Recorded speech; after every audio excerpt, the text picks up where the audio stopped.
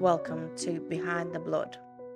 Today we're going to be talking about the chilling case of Jerry Brudos, the shoe fetish slayer. His obsession, deception, murder. We dive into the twisted mind of Jerry Brudos, a man whose heinous crimes shocked the world. Today, as the shoe fetish slayer, his story is one of the disturbed fantasies taken to horrifying extremes. Born on January 31st, 1939 in Webster, South Dakota, Jerry Brudos was the youngest of two sons. From the start, his relationship with his family was far from idyllic. Jerry's mother, Eileen, had always wanted a daughter. When Jerry was born, she was very vocal about her disappointment, openly favouring his older brother. Eileen's treatment of Jerry went beyond neglect. She was controlling, emotionally abusive, and quick to punish him for anything she deemed wrong. This rejection left deeply psychological scars on the young boy, and Jerry's father, Henry, was largely absent, both physically and emotionally. He worked long hours and showed little affection or involvement with his children. This left Jerry entirely in his mother's care, subjected to her volatile moods and favoritism. Brudos formed a close friendship with a neighborhood woman of similar age to his mother. This individual was both compassionate and accepting of him throughout his visits, and Brudos later confessed to occasionally fantasizing that she was his true mother. However, the woman suffered from diabetes, and her decline in health forced her to cease permitting visits from him or other neighborhood children. Shortly thereafter, a female childhood friend died of tuberculosis, leaving Brudos inconsolable. Brudos was an unremarkable and sickly child, with few friends and who frequently complained of throat pains and migraines. He typically achieved average grades as opposed to his academically achieving and popular brother. In high school, Brudos remained an unremarkable individual to his peers and teachers alike. He seldom engaged in extracurricular activities, although he is known to have been the secretary-treasurer of youth club in his early teens. By those stages of his life, Jerry's obsession with women's clothing and shoes escalated. He began stealing clothing and high heels, further distancing himself from his peers. His mother caught him multiple times, reacting with disgust rather than compassion. Instead of seeking help for her son, she intensified her punishment, locking him in the basement and isolating him from the rest of the family. Brudos began stalking local women in his early teens, several of whom he discreetly photographed. He also stole and retained numerous items of clothing and footwear. However, none of these initial offences were violent in nature, although by his mid-teens he had begun developing violent fantasies.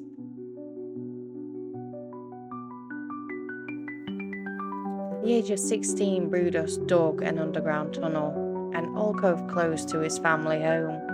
This alcove was created to symbolically enact the development fantasies within his mind regarding captive women, and he spent numerous hours within this lair at the age of 16, mentally hoping to entrap a captive. Although no women were confined at this location, Brudos did lure a neighborhood girl to his bedroom to facilitate his inappropriate fantasies at the age of 16. Almost immediately upon luring the girl to his bedroom, Brudos exited the bedroom only to reappear minutes later wearing a mask and holding a knife. He forced the girl to get undressed and taking several photographs of her before fleeing. Minutes later, Brudos reappeared wearing his original shirt with his hair in disarray and a minor scuff mark on his cheek, claiming the intruder had locked him in the family barn at a knife point.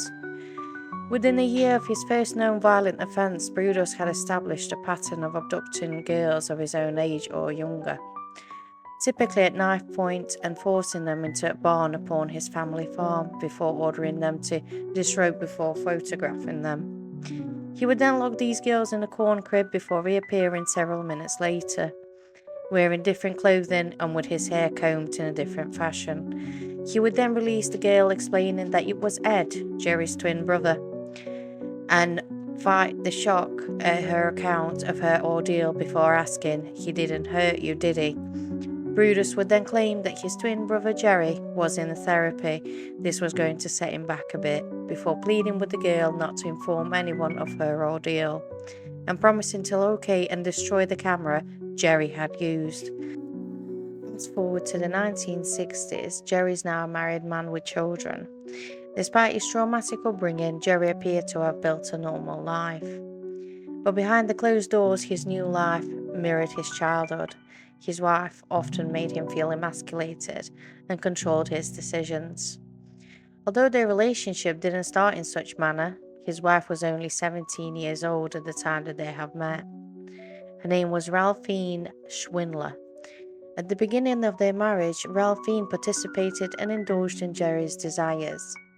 By the time they had their second child, Ralphine was fed up with Jerry's requests and put her children first, putting Jerry's needs and fantasies aside.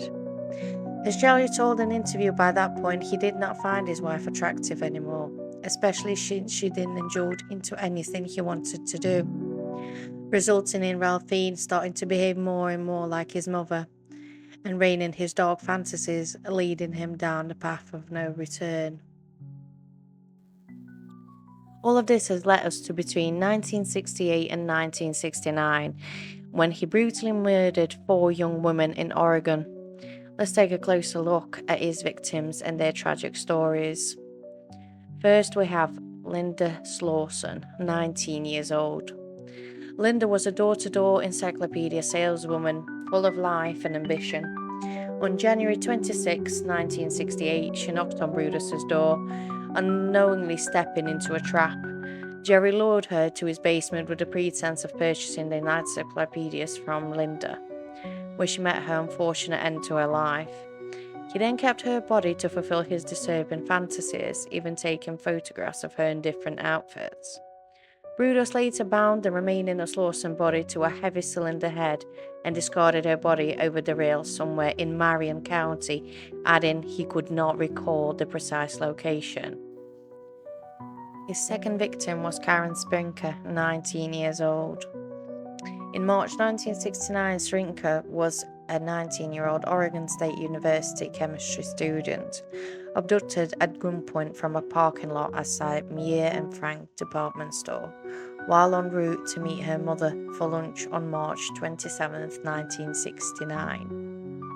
Brutus, dressed in woman's clothing at the time of this abduction, had impulsively driven his station wagon into the parking lot after observing a young lady wearing high-heeled shoes and a miniskirt at this location. Having parked his car and attempted to chase this young girl, Brutus soon lost sight of her. En route back to his vehicle, he observed a Sprinker exiting her car and walking towards the department store. He was forced at a gunpoint to enter his vehicle and accompany him to his home, with Brutus promising not to harm her. Sprinker complied as she was hoping to survive this encounter. Unfortunately, Brutus did not stay true to his word and had taken Sprinker's life that very day, after which he proceeded to indulge into his dark fantasies that even included removing body parts. Later on that evening, Sprinker's body was tied to a 6-cylinder engine component and thrown into the Willamette River. While traveling home for Thanksgiving in 1968, young woman's car has broken down. Her name was Jan Whitney, 23 years old, Brutus's third victim. Unfortunately, she came upon his path. Brutus offered to help her, but instead he had taken her hostage and taken her to his house. After dispatching her, he kept her body for several days, again indulging in his twisted fantasies. Whitney's body was left hoisted from the pulley in the workshop ceiling for 2 days. Her body also was dressed in different clothing and repeatedly photographed. According to Brutus, 2 days after Whitney's murder, a car crashed into his garage, knocking a hole in the wall. A responding policeman had looked into the resultant damage, but due to the dust, debris and darkness, and the fact that the hole was on the ground level, failed to observe a body suspended from the ceiling. Later that evening, Brutus thrown Whitney's body into the Willamette River along with other body parts he had collected, which by that time had started to decompose. His last victim's name was Linda Sally, 22 years old. Linda was a 22-year-old removal firm secretary and a part-time Portland State University student from Beaverton, Oregon, whom Brudos abducted from the grounds of the Lloyd Center shopping mall late in the afternoon of April 23, 1969. Linda had purchased a pair of slacks and a watch band as a birthday gift for her fiancé from the mall and was returning to her vehicle when approached by Brudos, who deceived her into believing he was a police officer by displaying a fake police badge and informing her she was being arrested for shoplifting. Although Linda protested her innocence, she agreed to accompany Brudos to his vehicle, where she was informed she was being kidnapped for a ransom. Brudos then drove to his home, parked inside his garage, and ordered Linda to follow him across the yard to his home, believing his wife and children to be with relatives. At this moment, his wife appeared on the porch to inform him she had prepared a family dinner. In response, Brudos, 10 feet from the porch, signaled to Linda to stand still. He informed his wife he would be in the house in a few moments, then returned Linda to the garage where she was bound with a cord. Brudos then left to have his family dinner. Upon returning to the garage, Brudos discovered Linda had freed herself from her binds, but had made no further efforts to escape. She attempted to resist his immediate efforts to place a leather strap around her neck, asking the question, "Why are you doing this to me?" Linda then began to fight Brudos back, but to no avail. He dispatched Linda in a short while after that. Linda's body was then hung and performed horrific experiments on her body. If you would like to know more information about that, you can Google that yourself. He retained Linda's body for 24 hours before binding her to a vehicle gearbox and discarding her in the Willamette River, just like everybody else. Brudos had believed that he was going to be carrying on getting away with these murders until he dies.